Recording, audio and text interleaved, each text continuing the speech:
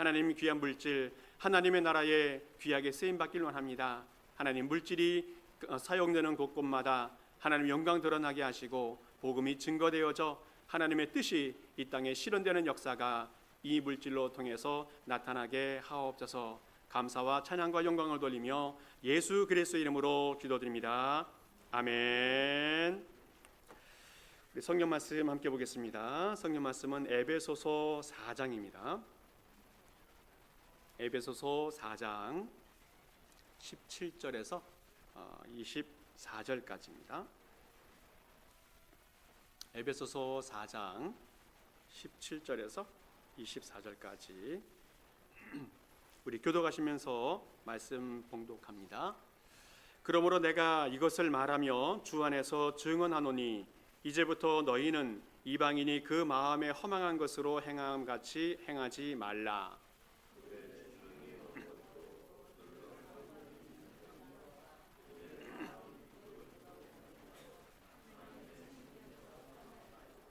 그들이 감각 없는 자가 되어 자신을 방탕에 방임하며 모든 더러운 것을 욕심으로 행하되 진리가 예수 안에 있는 것 같이 너희도 참으로 그에게서 듣고 또한 그 안에서 가르침을 받았을진데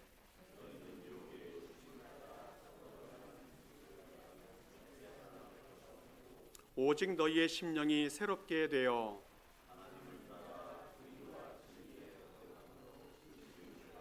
새 사람을 입으라. 아멘. 한 가지 질문을 던져봅니다. 사람은 변하는가 변하지 않는가? 여러분 어떻게 생각하십니까? 또 여러분 자신은 어떻게 적용되고 있습니까? 이 문제에 대해서 많은 사람들이 이야기를 하고 있는데 고대 철학자 헤라클레이토스라고 하는 사람은 이렇게 이야기해요. 이 세상에서 변하지 않는 진리가 있다. 그것이 뭐냐면 모든 것은 변한다라고 말하고 있어요. 모든 것은 변한다라고 이야기합니다. 그럼에도 불구하고 사람들은 이렇게 생각해요. 사람은 절대로 변하지 않아. 이러고 믿고 확신하면서 살아가는 것 같습니다. 어떤 불량배로 살았던 사람이 은혜를 받고 변화가 되어서 목사가 되었습니다. 그래서 이 사람이 자기의 신상을 페이스북에 올리면서 내가 회개하고 변화되어서 목사가 되었다라고 알렸습니다. 그랬더니 옛날 친구들이 그 글에 대해서 댓글을 달기 시작합니다.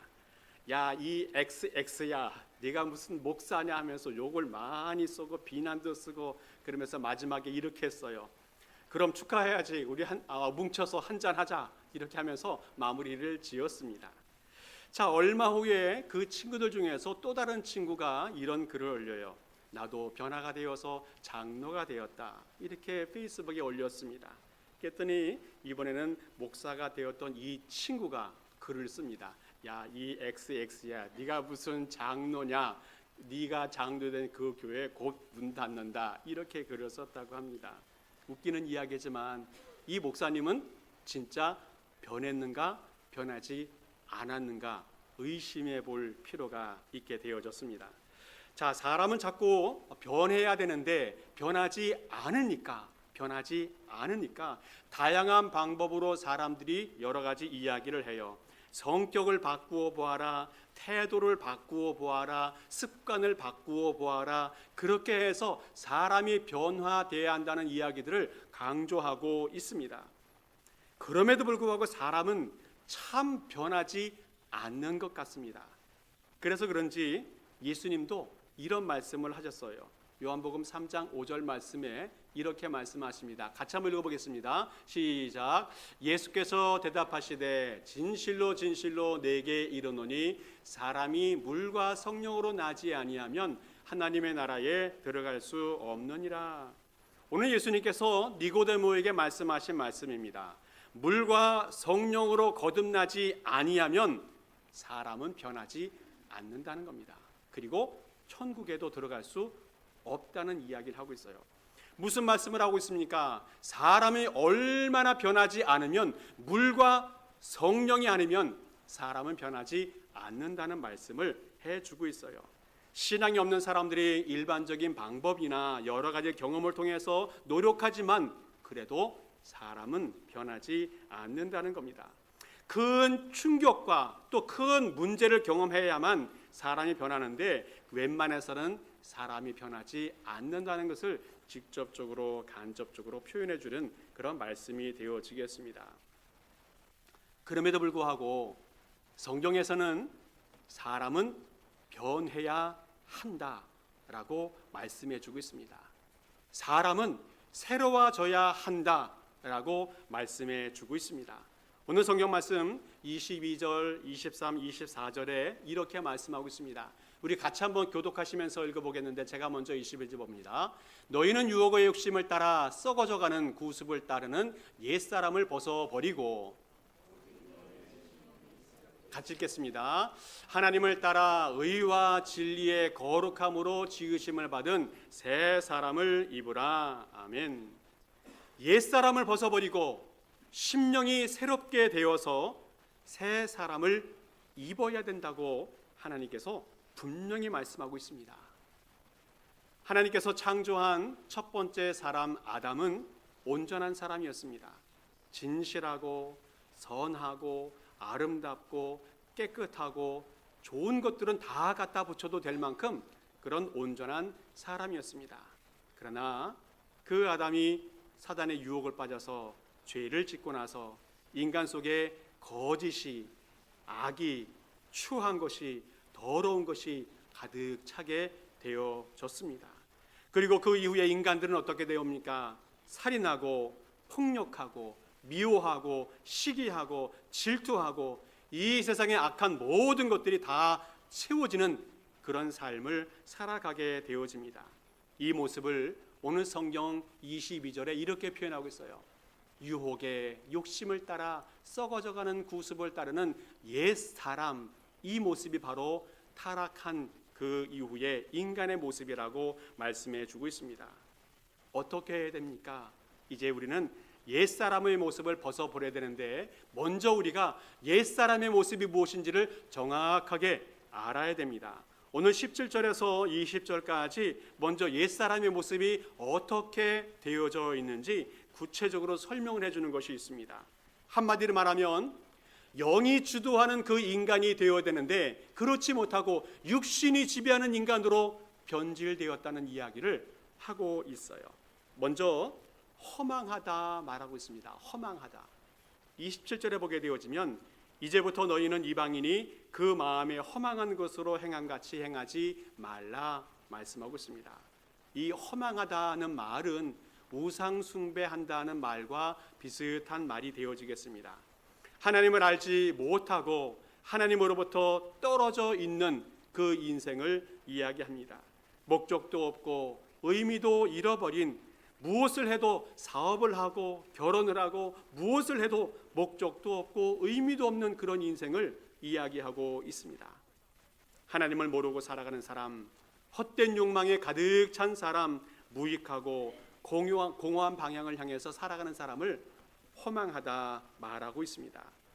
또 18절에 보게 되어지면 세 가지를 이야기하고 있는데 먼저는 총명이 어두워졌다라고 말합니다. 총명이 사라졌습니다. 총명이 흐려졌습니다. 지금 이 시대는 컴퓨터만 치면 모든 것을 알 수 있는 지식이 차고 넘치는 시대가 되어졌습니다. 그러나 지혜는 상실된 시대라고 말할 수 있겠습니다. 지식은 많이 있지만 지혜를 잃어버린 시대가 이 시대가 되어져 버렸다는 겁니다. 판단력이 흐려지고 총기가 사라진 그런 시대가 이 시대가 되어졌어요. 지식이 많아져서 아는 것은 많은데 이성의 능력이 어두워져 버린 시대가 이 시대가 되어져 버렸습니다. 하나님을 모르는 이방인들처럼 어두움 가운데 살아가는 인생이 되었다라는 겁니다. 또 18절에 보게 되어지면 무지함이 있다라고 말합니다. 무지함. 사람이 태어날 때부터 죄를 짓게 되어지는데 그 죄로 인해서 도덕적으로 판단력을 상실한 상태를 이야기합니다. 무엇이 선인지 무엇이 악인지 선악을 분별하지 못하는 그런 상태를 이야기합니다. 또 18절 마지막에 보게 되어지면 마음이 굳어져 있다. 마음이 돌같이 딱딱해져 있다는 겁니다.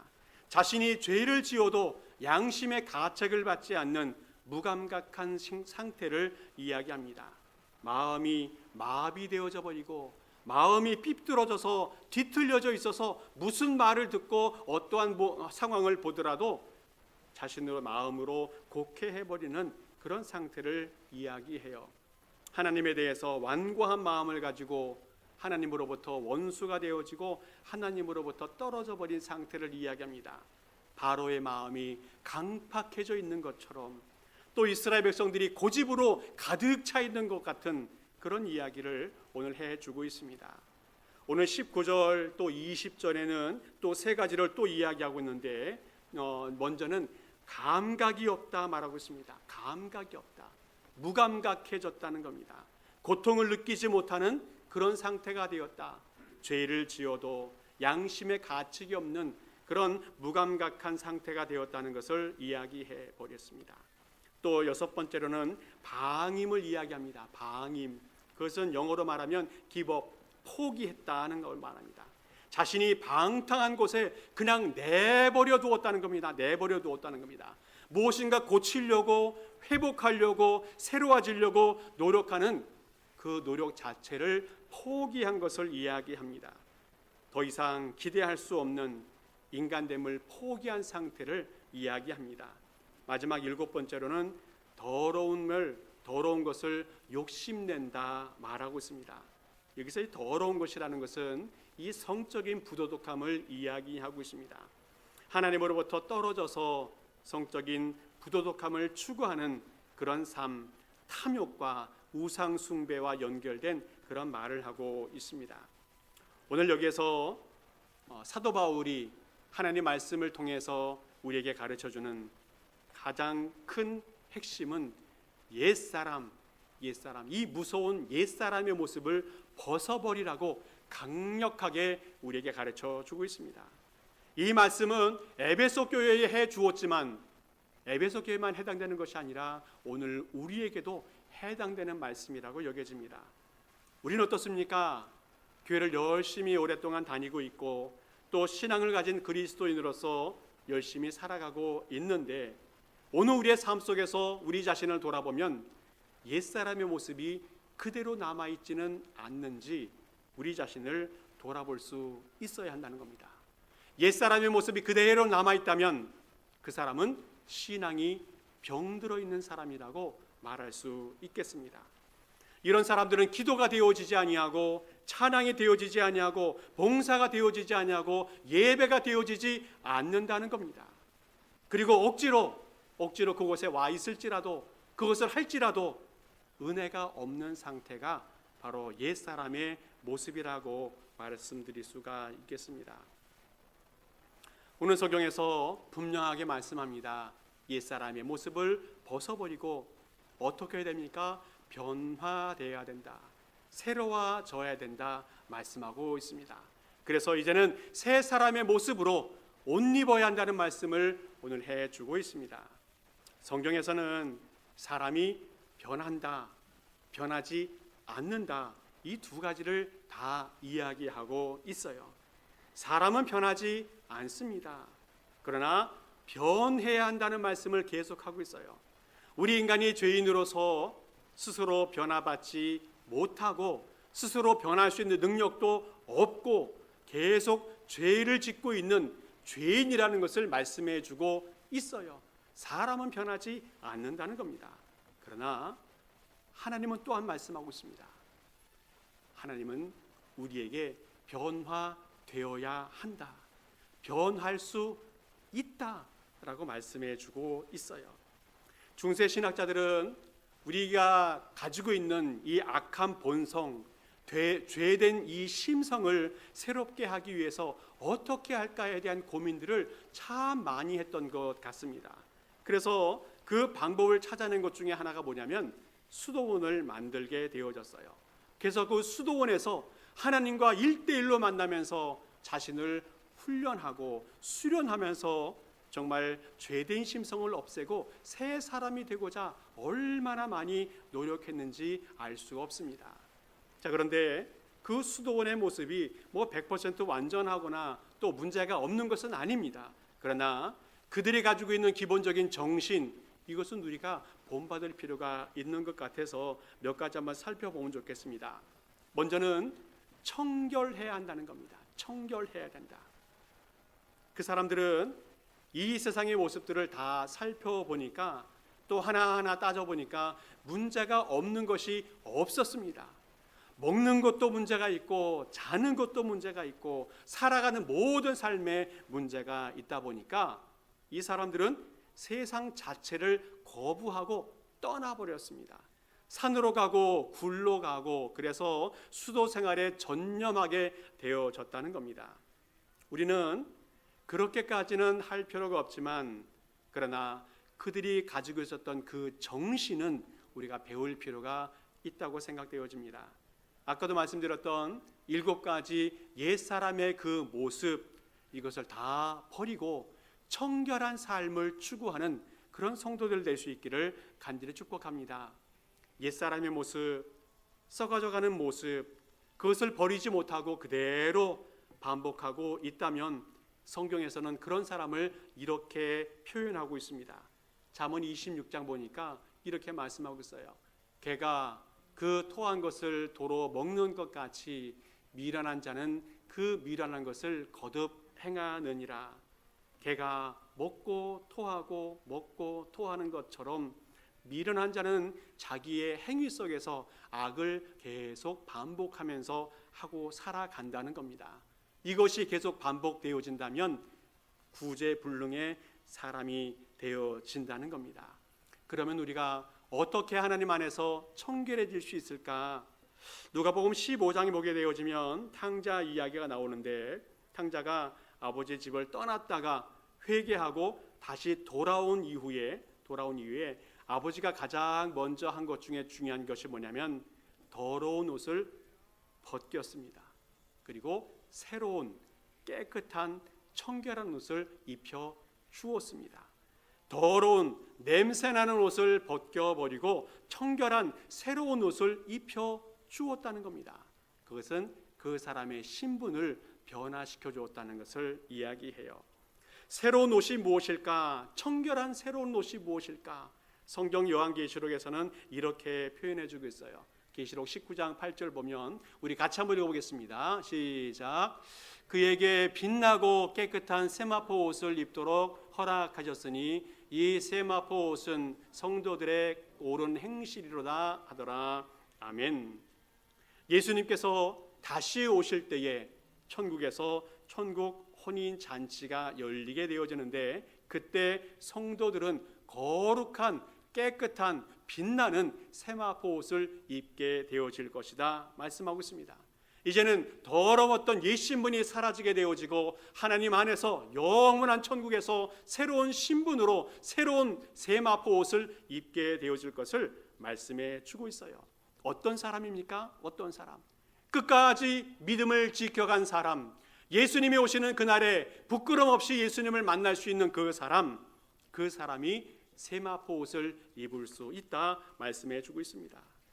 이 세상 살면서 고난도 있고 핍박도 있고 어려움도 있고 참 많은 힘든 일이 있지만 그래도 끝까지 믿음을 붙들고 인내하면서 충성한 사람, 신실하게 살아가려고 열심히 노력했던 그 사람에게 예수 그리스도의 세마포 옷을 선물로 주신다는 겁니다. 그리고 그 사람이 새로운 사람으로 새로운 세계에서 새로운 인생을 살아가게 해 주신다는 겁니다. 다시 한번 오늘 우리는 우리의 모습이 어떤지를 돌아봅니다. 마지막 날 예수님께서 다시 오실 때에 예수님을 어떻게 맞이할 수 있을까? 그리고 예수님께서 우리에게 어떤 모습으로 맞이해 주실까? 우리 한번 돌아보는 시간 될 수 있길 바랍니다. 예수께서 우리에게 거룩한 옷, 거룩한 행실, 거룩한 인격으로 거듭났음을 기뻐하면서 우리에게 세마포 옷을 입혀준다면 얼마나 영광된, 얼마나 축복된 인생일까 생각해 보게 되어집니다. 우리 사랑하는 성도 여러분, 주님 다시 만날 때에 부끄럼 없이 주님을 만날 수 있는 우리 모든 성도 될 수 있기를 간절히 축복합니다. 주님 만날 때에 거룩한 세마포 옷을 입고 주님과 함께 그 천국 혼인 잔치에 축복의 사람이 될 수 있기를 간절히 바랍니다. 그때까지 믿음을 잘 지키고 청결한 행실과 거룩한 삶을 끝까지 살아가는 우리 성도 될 수 있기를 간절히 축복합니다. 또 하나 우리에게 기억하게 해주는 것은 뭐냐면 조명입니다. 조명. 이 조명이라는 것은 사람을 비춘다, 또 어떤 감추어졌던 것을 드러낸다, 밝힌다, 나타낸다, 그런 의미가 있습니다. 햇빛이 땅에 비치게 되어지면 모든 식물들이 자라나고 또 동물들이 소생되는 것처럼 하나님이 주시는 그 빛, 영적인 빛이 비추어지면 우리가 새로워질 수 있다는 겁니다. 우리 스스로는 새로워질 능력이 상실되어졌지만 조명, 하나님의 빛이 임하게 되어지면 새로워질 수 있다는 겁니다. 영적인 조명이 무엇인가 21절 보게 되어지면 이렇게 말씀합니다. 우리 같이 한번 읽어보겠습니다. 시작. 진리가 예수 안에 있는 것까지 너희가 참으로 그에게서 듣고 또한 그 안에서 가르침을 받았을진데, 영적인 조명을 받을 수 있는 길이 뭡니까? 진리를 붙들어야 한다는 말씀을 해주셨습니다. 진리는 어떤 철학적인 이론도 아니고 형이상학적인 논리도 아닙니다. 진리는 바로 예수 그리스도를 이야기합니다. 진리 대신 예수 그리스도, 이분을 붙드는 것이 우리가 새로운 인생을 살아가는 출발점이 될 수 있다는 겁니다. 진리 대신 예수 그리스도는 2000년 전에 이미 이 땅에 오셔서 구원의 진리를 선포해 주셨습니다. 그리고 지금은 예수 그리스도를 눈으로 볼 수는 없지만 성령께서 조명해 주시면 예수 그리스도가 진리인 것을 알고 보고 깨닫게 되어진다는 겁니다. 오늘 우리는 예수 그리스도를 볼 수 있는 성령의 조명이 가득 차기를 간절히 축복합니다. 날마다 성령께서 우리의 눈을 열어주시고 우리의 귀를 열어주시고 우리의 마음을 열어주셔서 성령께서 예수 그리스도가 진리인 것을 깨달을 수 있는 우리 모든 성도 될 수 있기를 간절히 바라요. 오늘 성경 말씀 속에서도 23절 보게 되어지면 오직 너희의 심령이 새롭게 되어진다고 말씀하고 있습니다. 우리의 심령이 새로워져야 된다. 우리의 영이 새로워지고 또 마음이 새로워져야 된다 말씀하고 있는데, 문제는 우리 스스로가 새로워질 수 있느냐라는 겁니다. 우리 스스로가 새로워질 수 있는 능력이 있느냐라는 거예요. 오늘 성경에서 새롭게 되어진다는 말은 수동태로 되어져 있습니다. 이 무슨 말씀인가 하면 스스로가 새로워질 수 있는 것이 아니라 누군가에 의해서 새로워져야만 새로워질 수 있다는 것을 말하고 있어요. 누가? 성령께서 조명해 주실 때에 우리는 새로워질 수 있다는 말씀을 해주고 있습니다. 성령께서 도와주셔야, 성령께서 조명해 주셔야, 성령께서 진리이신 예수 그리스도를 가르쳐 주어야 우리는 새롭게 될 수 있다 말씀해 주고 있습니다. 또한 성경 요한복음 8장 31절 말씀에도 이렇게 말씀하고 있습니다. 우리 같이 한번 읽어보겠습니다. 시작. 그러므로 예수께서 자기를 믿는 유대인들에게 이르시되 너희가 내 말에 거하면 참으로 내 제자가 되고 진리를 알지니 진리가 너희를 자유롭게 하리라. 아멘. 진리의 삶을 살아가야 되는데 진리의 삶은 예수 그리스도의 말씀 안에 거하는 것이라고 말씀하고 있습니다. 예수께서 이 땅에 오셔서 우리에게 진리를 보여주셨습니다. 하나님의 사랑이 무엇인지를 보여주셨습니다. 하나님의 사랑이 얼마나 컸으면 자신을 십자가에 죽이기까지 우리를 사랑한다는 사실을 보여주었고, 또 부활하심을 통해서 우리에게 영생이 있고 소망이 있다는 것을 보여주셨습니다. 그래서 예수 그리스도께서 우리에게 구원자가 되신다는 그 진리를 가르쳐 주셨습니다.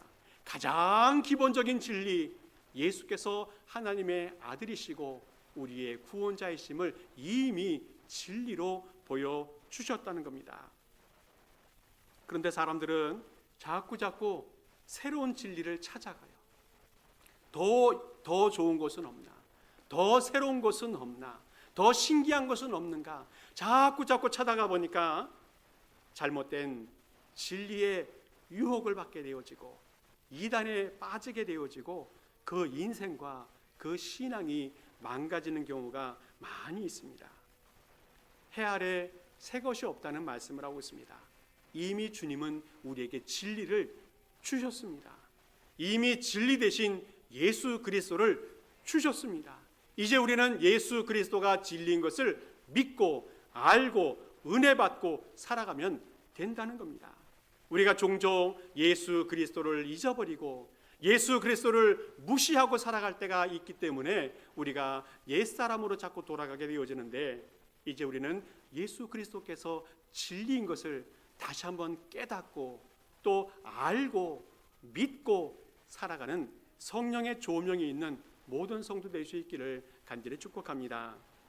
또 하나 주님께서 우리에게 가르쳐 주시는 새 사람의 모습은 뭐냐면 연합입니다. 연합. 하나님과 우리가 하나가 되어야 한다는 겁니다. 그래야 새로워질 수 있다 말씀해 주고 있어요. 하나님의 마음과 나의 마음이 하나가 되어야 하고 하나님의 뜻과 나의 뜻이 하나가 되어져야 우리가 새로워질 수 있다 말씀해 주고 있습니다. 성경 열왕기 하 18장 말씀 보게 되어지면 남유다의 선한 왕으로 대표되는 히스기야 왕에게 하나님께서 그 사람을 평가하는 내용이 나와요. 우리 같이 한번 읽어보겠습니다. 시작. 곧 그가 여호와께 연합하여 그에게서 떠나지 아니하고 여호와께서 모세에게 명하신 계명을 지켰더라. 아멘. 그가 히스기야가 여호와께 연합하였다. 하나님으로부터 떠나지 아니하였다. 여호와께서 모세에게 명령하신 계명을 지켰다 말씀하고 있습니다. 히스기야 왕이 하나님 앞에 선하다 칭찬받을 수 있었던 것은 여호와께 연합되어져 있기 때문에 그랬습니다. 한평생 히스기야는 하나님을 붙드는 사람이었고 하나님과 연합하는데 최선을 다한 사람이었고 하나님의 계명을 붙들고 믿음으로 살아가려고 최선을 다했던 사람이 히스기야 왕이었습니다. 그래서 그가 어려움에 처하고 힘든 일을 겪었을 때에도 이렇게 고백합니다. 하나님, 내가 이제까지 어떻게 살았는지 하나님이 아시지 않습니까? 죽을 병에 걸렸을 때에도 침상에 무릎을 꿇고 머리를 벽에 대고 기도하면서 눈물을 흘리며 기도할 때에 하나님, 내가 이제까지 하나님을 위해서 최선을 다해 살았고 하나님과 연합되기 위해서 열심히 살았던 것을 주님이 아시지 않습니까? 고백했던 히스기야가 있습니다. 그래서 하나님은 많은 외침 속에서도 그 히스기야 나라를 구해 주셨고 죽음의 병에서도 회복하게 하는 은혜를 베풀어 주셨습니다. 이 세상 험한 일들이 얼마나 많이 있습니까? 살아가면서 어려움들을 얼마나 많이 겪고 살아갑니까? 그럼에도 우리가 그리스도와 하나님과 연합되어져 있다면 못 이길 일이 없다는 것을 꼭 기억하면서 살아갈 수 있기를 축복합니다. 그리스도와 연합된 사람, 어떤 사람이 그리스도와 연합된 사람인가? 종교개혁자 루터는 이런 이야기를 해요. 그가 비텐베르크 성전에 95개조 반박문을 붙여놓고 종교개혁을 일으켰는데, 종교개혁을 일으키는 그 출발점은 무엇이었는가 하면 회개였습니다. 회개. 자기 자신에 대한 철저한 회개가 항상 있었어요.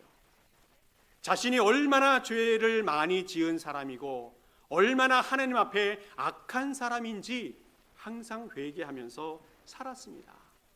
성전 안에만 살았고 수도원 안에서만 살았는데 무슨 죄를 그렇게 많이 지었을까 생각해 보지만 그는 날마다 무릎으로 그 계단을 기어 올라가면서 피를 흘리면서 하나님 앞에 회개하면서 그 종교 개혁을 실천해 갔습니다. 그리고 이 루터는 이 교회에 대한 모습을 철저하게 반성하면서 회개하였어요.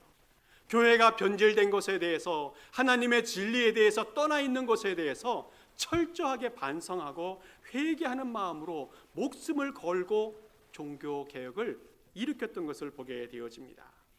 그래서 하나님과 하나 되어지고 새로운 교회를 만들어내는 종교 개혁자가 될 수가 있었습니다. 하나님 앞에 새로워지기 위해서는 하나님과 연합해야 되는데, 연합하기 위해서는 철저한 회개가 동행해야 그 일이 가능하다는 겁니다. 또 종교개혁자 존 칼빈도 기독교 강요라고 하는 그 책에서 회개에 대해서 이렇게 설명해 주고 있어요. 육체적인 부패성을 제거해야 된다. 또 죄책을 깨끗하게 해야 된다. 또 그래서 사람이 성전으로서 거룩하게 구별되어야 된다. 순결하게 살아가야 된다. 이것이 평생토록 회개가 실천돼야 한다는 이야기라고 했어요. 죽음에 이르기까지 회개해야 된다는 말씀을 해주고 있습니다. 종교개혁자 존 칼빈은 무슨 이야기를 합니까? 평생 우리가 살아가면서 회개하면서 살아야 된다. 죽을 때까지 내 삶에 회개가 떠나서는 안 된다는 말씀을 하고 있습니다. 날마다 나의 옛사람이 살아있는지 또 없어졌는지 내 자신을 돌아보면서 회개하는 삶을 살아갈 때에 그 사람이 하나님과 하나 될 수 있고 그리스도와 연합될 수 있다라고 말씀하고 있습니다. 말씀을 정리합니다.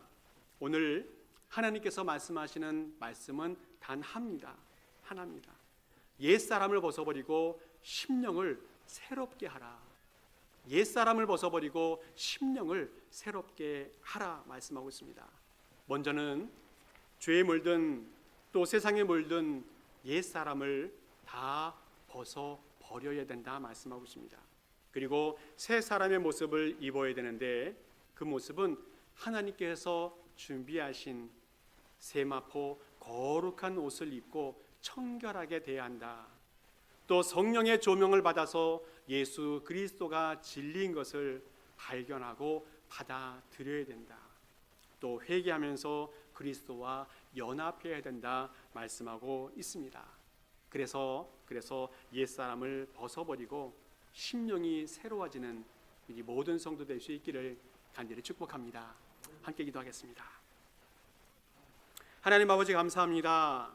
죄인 중에 괴수였던 우리를 구원의 백성으로 삼아주시니 감사를 드립니다.